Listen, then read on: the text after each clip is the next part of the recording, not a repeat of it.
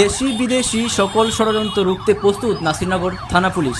আজ বৃহস্পতিবার দুপুরে নাসিরনগর থানা পুলিশের এক বিশেষ মহড়া দেওয়া হয়। মহড়া শেষে কথা বলেন নাসিরনগর থানার অফিসার ইনচার্জ খায়রুল আলম।